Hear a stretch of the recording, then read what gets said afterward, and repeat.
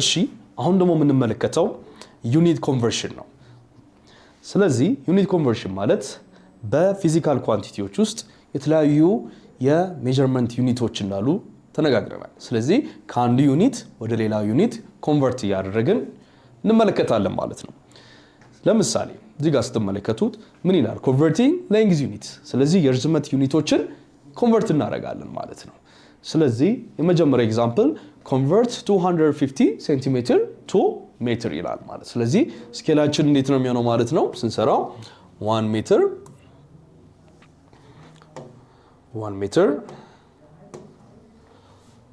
1 ሜትር ስንት ሴንቲሜትር ነው 100 ሴንቲሜትር ነው አይደለ ስለዚህ y የሚባል ቫሪያብል ቢኖረን ስንት 250 ሴንቲሜትር ስለዚህ ክሪስ ክሮስ እናደርገው 250 ሴንቲሜትር times 1 meter is equal to y 100 ሴንቲሜትር ይሆናል ማለት ነው ስለዚህ ተመሳሳይ ዩኒቶችን እናጠፋለን 250 times 1 250 ዩኒት ሜትር is equal to y 100 ይሆናል ማለት ነው ስለዚህ ቫሪያብሏ ብቻውን መቅረት ስላለባት over 100 ስናደርግ ሶሉሽን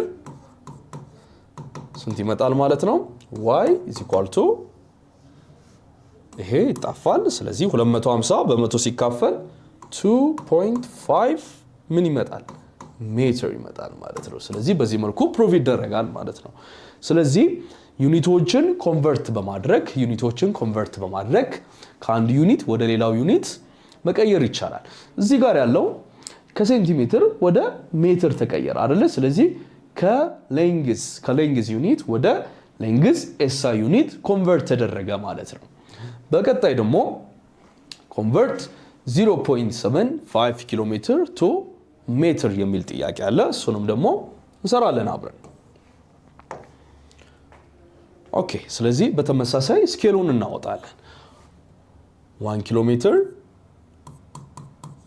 is equal to ስንት ሜትር ነው 1 ኪሎ ሜትር 1000 ሜትር ይሆናል ኦኬ ስለዚህ አሁን ደግሞ የተፈለገው 0.75 ኪሎ ሜትር ስንት ሜትር ይሆናል አይደለ ስለዚህ ቺን ቫሪያብል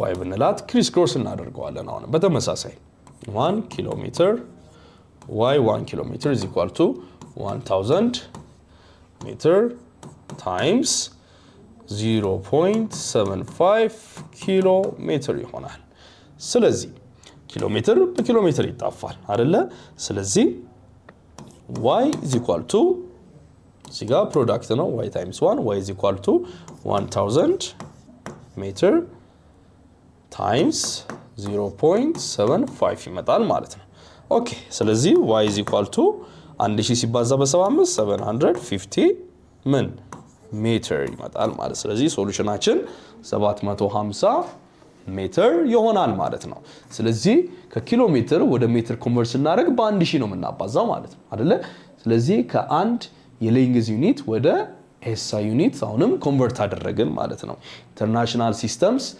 ዩኒት ኮንቨርት አድርገናል ኦኬ በመቀጠል ደግሞ ማስ ኮንቨርት እናደርጋለን ማስ ዩኒት ማለት የክብደትን ዩኒት ኮንቨርት አድርገን ቼክ እናደርጋለን የመጀመሪያው ኤግዛምፕል ኮንቨርት 3 ኪሎግራም ቱ ግራም ይላል አይደለ ስለዚህ ከኪሎግራም ዩኒት ወደ ኤስአይ ዩኒቱ እንቀይረዋለን ማለት ነው so 1 ኪሎግራም is equal to 1000 ግራም ስለዚህ የተፈለገው ደግሞ የ3 ኪሎግራም ምን ያህል ይሆናል ነው ክሪስ ክሮስ እናደርጋለን ቫሪያብሏን y ብንላት so y times 1 y ነው ስለዚህ y ኪሎግራም is equal to 1000 gram times 3 kilogram ይሆናል ስለዚህ ኪሎግራም በኪሎግራም ይጣፋል y is equal to ስንት ይሆናል ማለት ነው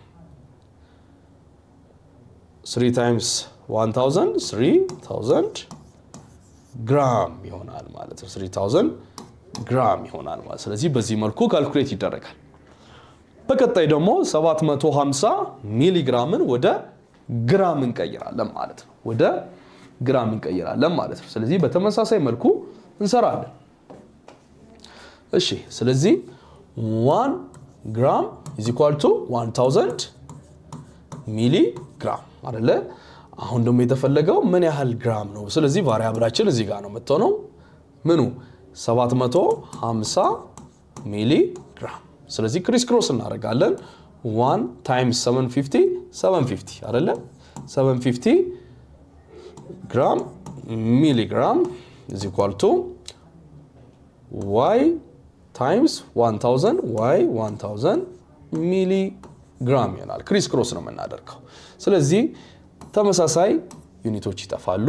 ምን ይቀረናል ማለት ነው? እዚህ ጋር 750 gram is equal to 1000 y ይቀረናል ማለት ነው። ስለዚህ ቺን ቫሪያብል ብቻዋን ለማስቀረት ኮንስታንቷን እናካፍላታለን አይደለ? ስለዚህ ኦቨር 1000 ኦቨር 1000 እናደርጋለን። ስለዚህ ሶሉሽናችን ስንት ይሆናል ማለት ነው? 750 ሲካፈል ለ1000 ስንት ይሆናል? 0.75 ምን ይቀረናል? ግራም ይቀረናል ማለት ነው። ግራም ይቀረናል ማለት ነው። ስለዚህ ከሚሊግራም ወደ ግራም ስናካፍል ሲምፕሊ በ1000 ማካፈል ነው ማለት ነው። ዩኒቱን ኮንቨርት ስናደርገው ማለት ነው። ስለዚህ ከዩኒት ወደ ኤስአይ ዩኒት ቀየር ለማስ እዚህ ጋርም ከዩኒት ወደ ኤስአይ ዩኒት ቀየርም ማለት ነው። ከማስ ዩኒት ወደ ኤስአይ ዩኒት ኮንቨርት አድርገናል። ኦኬ በቀጣይ ደግሞ ሌላው ፊዚካል ኳንቲቲ ታይም ነው ወይንም ጊዜ ነው። እሱንም ኮንቨርት ስናደርግ convert 2 hours to second ይላል። ስለዚህ 2 ሰዓትን ወደ ሰከንድ ኮንቨርት እናደርጋለን ማለት ነው። እንደሚታወቀው በአንድ ሰዓት ውስጥ ስንት ሰከንድ አለ? 3600 ሰከንድ አለ ማለት ነው። ስለዚህ ምን እናደርጋለን? 1 hour is equal to how much second? 3600 seconds አይደለ? ስለዚህ የተፈለገው ደግሞ ለስንት ነው? 2 hours equal to how much second ስለሆነ ቺን እንደተለመደው ቫሪያብል y እንላትና እንሰራዋለን ማለት ነው። ስለዚህ y hour is equal to 3 times እዚህ ጋር ደግሞ ስንመጣ ስንት ይመጣል ማለት ነው? 7200 hour second ይመጣል። ስለዚህ ተመሳሳይ ቫሪያብሎች ይጠፋሉ። ዩኒቶችን እናጠፋለን። ስለዚህ አሁን ስንት ይቀራል? 7200 ሰከንድ ይቀራል ማለት ነው። ስለዚህ በዚህ መልኩ ምን አደረግን ማለት ነው? ሰከንድ ቫልዩን አገኘን ማለት ነው። በቀጣይ ደግሞ ማንን ኮንቨርት እናደርጋለን? በቀጣይ ደግሞ 90 minutes to second 90 ደቂቃን ወደ ሰከንድ ኮንቨርት እናደርጋለን ማለት ነው። 90 ደቂቃን ወደ ሰከንድ ኮንቨርት እናደርጋለን። ስለዚህ እዚሁ ስንሰራው 1 minute is equal to 60 second አይደለ? አሁን ደግሞ 90 minutes is equal to how much second አይደለ? ስለዚህ በቫሪያብል እዚህ ጋር እናስቀምጣታለን። ስለዚህ y minute is equal to 60 times 90 60 second times 90 minute ይሆናል ማለት ነው። ስለዚህ ሚኒት እንታጠፋለች y is equal to 60 second times 90 ይሆናል ማለት ነው። ስለዚህ y is equal to 5400 what second ይሆናል ማለት ነው አይደለ? ስለዚህ በ90 ደቂቃ ውስጥ ስንት ሰከንድ አለ ማለት ነው? ስንት ሰከንድ አለ ማለት ነው? በአንድ ደቂቃ ውስጥ 60 ሰከንድ ካለ በ90 ደቂቃ ውስጥ 5400 ሰከንድ አለ ማለት ነው። ስለዚህ እዚህ ጋርም ያደረግነው ምንድነው? ውድ ተማሪዎች ከአንዱ ዩኒት ወደ ሌላ ዩኒት ኮንቨርት ነው ያደረግነው አይደለ? በጣም ቀላል ነው። ግን ወደ ምን አይነት ዩኒት ነው ኮንቨርት ያደረግነው? ወደ ኤስአይ ዩኒት። ከሃወር ወደ ሰከንድ ለታይም፣ ከሚኒት ወደ ሰከንድ ለታይም ማለት። ስለዚህ ወደ ኤስአይ ዩኒታቸው ኮንቨርት አድርገናቸዋል ማለት ነው።